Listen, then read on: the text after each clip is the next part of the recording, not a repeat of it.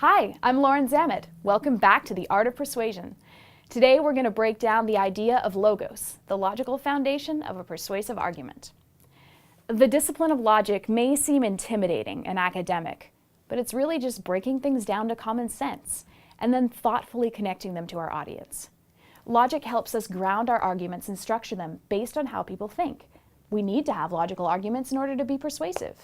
Okay, let's get technical for just a moment. The basic logical structure is called a syllogism, simply two premises that lead to one conclusion. Understanding a syllogism helps us organize an argument accurately and analyze the arguments of other people critically. The structure goes like this. A, the major premise or a general truth. B, the minor premise or a more specific truth related to the topic. And C, the conclusion based on A and B. All good arguments follow this structure. The classic example is this. All men are mortal, major premise. Socrates is a man, minor premise. Therefore, Socrates is mortal, conclusion. It's important that we're able to recognize and point out these logical components in both our own arguments and those of other people. Why? Because in order for an argument to make sense, the necessary steps must be taken on the way. We need to make sure that all necessary premises have been established before we reach a conclusion. All right, so what does that look like? We clearly articulate our stance on specific issues, and we establish appropriate foundations before we draw conclusions. We make sure that we lay out our A's and B's before we get to C. If we just give conclusions and personal beliefs without telling our audience how we got there, it won't resonate with their common sense. Also, when looking at opposing arguments, we need to recognize that, too often in argumentation, people rattle off a list of claims and a conclusion based upon them, even if some of those claims aren't true. And even if we refute one part, they say, well, this part is still true, therefore my conclusion is true. But this isn't how it works. Pause and reflect, and challenge those you engage to do so as well. Always make sure that your premises are correct before you draw a conclusion from them.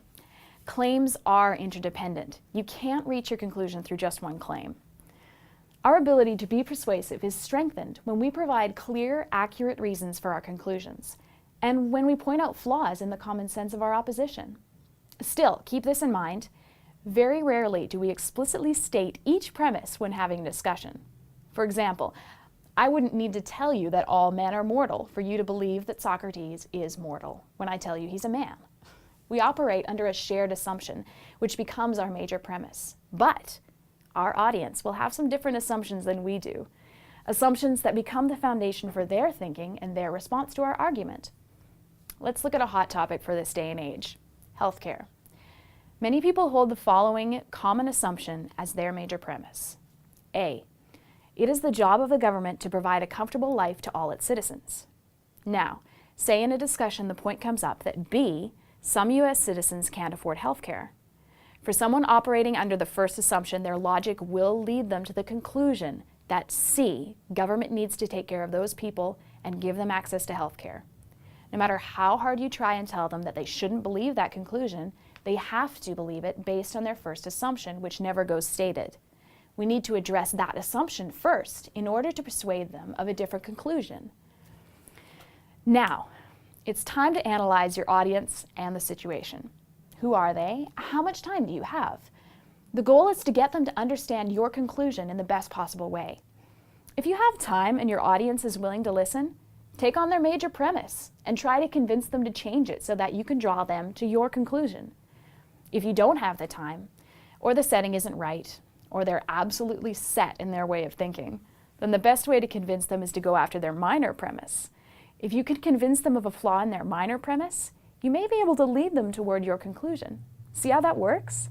Your analysis of audience and situation allows you to select the argument that will make the most sense to them, making you as logically persuasive as you can be in that case. Next time on The Art of Persuasion, we'll explore ethos or ethics in a persuasive case. I'm Lauren Zamet. Thanks for watching.